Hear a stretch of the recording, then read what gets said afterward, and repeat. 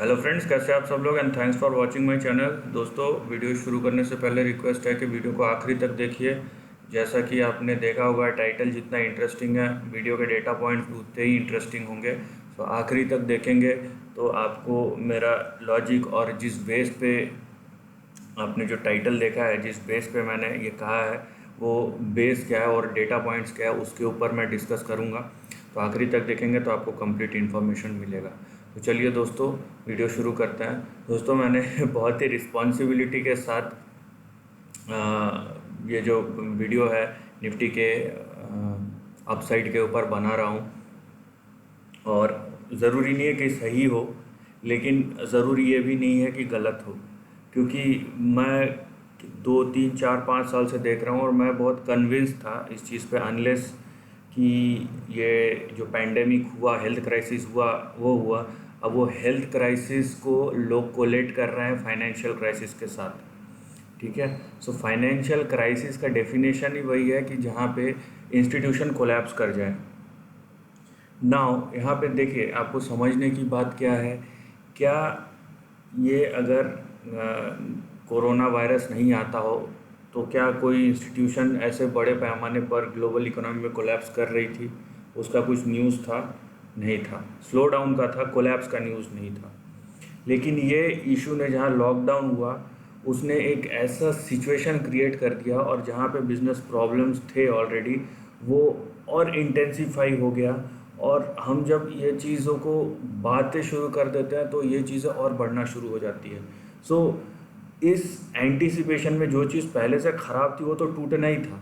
अब उस एंटिसिपेशन में ये जो अनएक्सपेक्टेड इवेंट हुआ, उसमें ये एंटिसिपेशन और बढ़ गया कि जो टूट रहे थे वो ख़त्म हो जाएंगे, जो है वो टूट जाएंगे। सो ये जो नेगेटिविटी का माहौल था, इसने चीज़ों को और बिगाड़ दिया। ठीक है। सबसे सबसे पहला जो डैम्पनर था वो है आपका सेंटिमेंट। तो चार्ट पे भी हम बात करेंगे कि उसका टारगेट क्या है और कैसा है। और दूसरी बात है कि जो गलती 2008 में की थी ग्लोबल के सेंट्रल बैंक्स ने, वो इस बार नहीं किया है। दो मोरली वो इकोनॉमी के लिए अच्छा नहीं है लॉन्ग टर्म में जो कर रहे हैं, ये जो पैसा छाप रहे हैं, लेकिन फाइनेंशियल मार्केट और स्टॉक मार्केट के पर्सपेक्टिव से वो क्या है कि वही चीज़ है जो स्टॉक मार्केट को आगे बढ़ाता है, मतलब इजी लिक्विडिटी। नाउ 2008 में गलती की थी फाइनेंशियल स्टॉक मार्केट ने या ग्लोबल सेंट्रल बैंक्स ने, कि वो एक्सेप्ट नहीं कर रहे थे कि ये जो चीज़ है ये होने वाला है और हमने गलती की है, और इसका भुगतान इतने हमारी इकोनॉमी को और यूएस की इकोनॉमी को, बल्कि पूरी दुनिया को भुगतना पड़ेगा। लेकिन वो इंडिया बेस्ड क्राइसिस नहीं था। ठीक है। सो इस बार जो चेंज है वो ये है कि उन्होंने एक्सेप्ट किया, और ना केवल एक्सेप्ट किया, उन्होंने मतलब एक इतना ज़बरदस्त एक्शन लिया, या पैनिक एक्शन बोलिए या ड्रामेटिक एक्शन बोलिए, कि पैसा छाप, इफरात पैसा, कि भाई अगर कोई इंडिविजुअल है यूएस का रेसिडेंट, उसके अकाउंट में पैसा डालो सस्टेनेबिलिटी के लिए, भले ही वो उसके महीने के लिए ज़रूरत हो या ना हो, लेकिन कुछ चीज़ें तो वो मैनेज कर सके, उसके लिए पैसे डालो, कंपनीज को दो, बॉन्ड्स खरीदो, जो भी है उन्होंने किया, और हर एक कंट्री ऐसा कर रहा है। सो यहाँ पे आपको ये चीज़ समझना है कि जैसे ही इतना पैसा अगर मार्केट में होता है, तो जैसे ही ये जो फियर का है ना, मैं मानता हूँ कि अभी जो वैक्सीन है वो आप मान लीजिए कि 1 साल बाद आएगा, लेकिन आप सोच रहे हैं कि 1 साल तक अगर पैसा छपते रहे तो वो उसका इम्पैक्ट क्या होगा। और जैसे ही ये वैक्सीन आएगा और फियर का जो माहौल है वो हटेगा, तो किस तरीके से धमाका होगा और पैसा कितना फैलेगा चारों तरफ, तो आप वो सोचिए। दूसरी बात, इंडिया के पर्सपेक्टिव से अगर मैं बात करूं यहाँ पे, तो इंडिया के पर्सपेक्टिव से हमें ये दिखता है कि इंडिया की इकोनॉमी में प्रॉब्लम था पिछले बार। भले ही इंडियन इकोनॉमी के वजह से नहीं हुआ था, लेकिन इंडियन इकोनॉमी में पहले से प्रॉब्लम था। और ये चीज़ जो है इनके, आप देखिए पॉलिसी जो फेलियर हो रहे हैं और जो सिचुएशन अभी क्रिएट हो गए हैं, वो दोनों का दोहरा मार जब पड़ता है तो इस टाइप के इम्पैक्ट होते हैं। तो इस बार हम ये एंटिसिपेट कर रहे हैं कि इंडिया को भी रेडिकल चेंजेस करने पड़ेंगे। अब वो होता है या नहीं होता बात की बात है, लेकिन ये चीज़ है कि इंडिया को भी करना पड़ेगा। और जिस तरीके के मेजर्स लिए हैं वो हो सकता है कि उतने इनफ ना हो, लेकिन मैं बार बार बोल रहा हूँ, मेरा जो टर्म है वो स्टॉक मार्केट के हिसाब से है। आप इकोनॉमी के हिसाब से मत जोड़िए। स्टॉक मार्केट तभी भागता है जब लिक्विडिटी ईज हो, जब इजी लिक्विडिटी हो, तो तभी भागता है वो।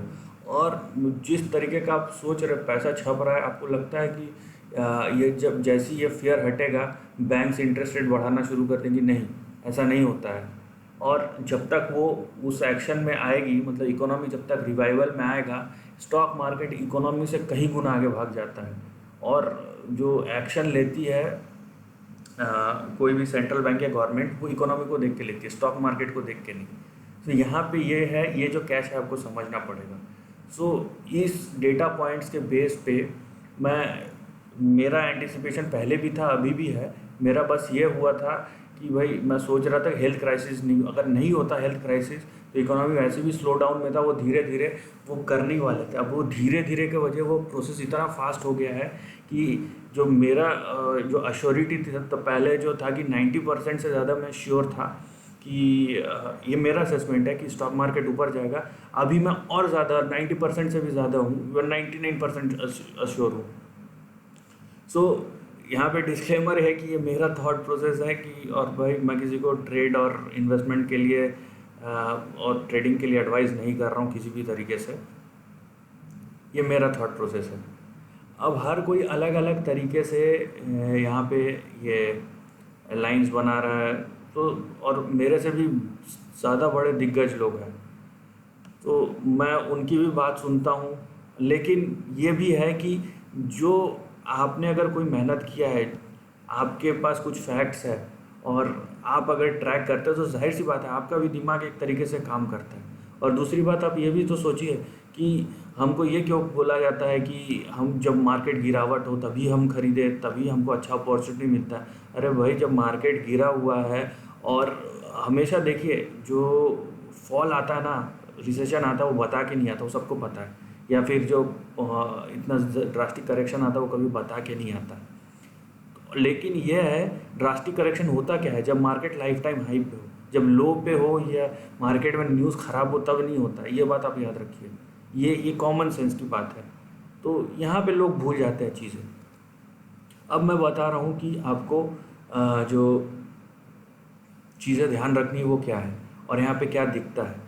यहाँ पे देखिए दोस्तों, यहाँ पे जब 2003 में, मेरे को लगता है ये जो अब परफेक्ट रेसिपी बना है कि ये जो 2004 से इवन 2007 तक जो बना था ना यहाँ पे माहौल, अब वैसा माहौल बनेगा।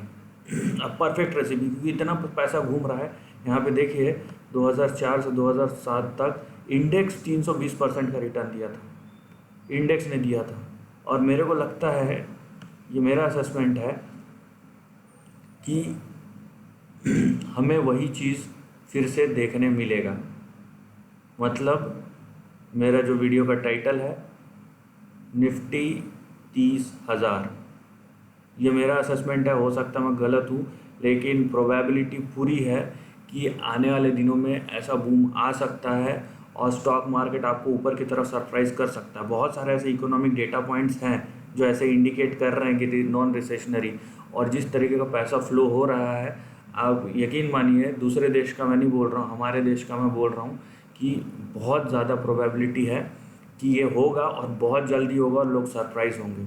हाँ, मैं अगर तो राइट हो गया तो जाहिर सी बात है मैं तो बोलूँगा कि भाई मैंने बोला था।